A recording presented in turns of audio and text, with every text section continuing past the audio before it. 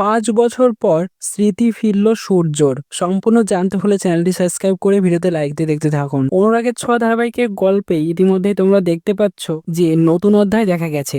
গল্প লিপ নিয়ে নিয়েছে 5-10 বছরের মতো। দীপা এখন নতুন রূপে, আর এইদিকে সূর্য, সেও নতুন। তাদের সঙ্গে সঙ্গে রূপাও আছে। দীপার সঙ্গে ডিল করতে চাইছে, বিজনেস ডিল।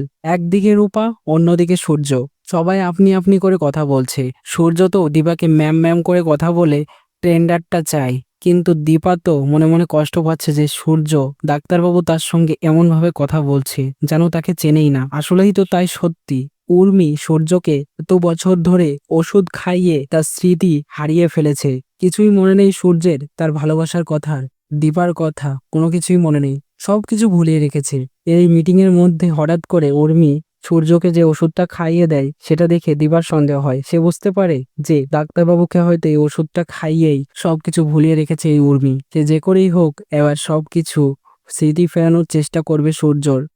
মিটিং এর মাঝে এবং অফিসের কাছাকাছি থাকবে আরো বিজনেসের বিষয়, দীপা এবং সূর্য। এবং আসল ভালো ওষুধ খাইয়ে ট্রিটমেন্ট করে সূর্যের সব স্মৃতি ফিরিয়ে দেবে দীপা, এবং সব অন্যায়ের প্রতিশোধ নেবে। এবার সূর্যের স্মৃতি ফিরলে কেমন লাগবে দীপা এবং সূর্যের জুটিটা? এত বছর পর তাদের আবার যে মিল হবে, কেমন লাগছে নতুন ছড়ের নতুন অধ্যায়ের গল্প তোমাদের? তোতে অবশ্যই কমেন্টসে জানিয়ে এখনই সাবস্ক্রাইব করে নাও।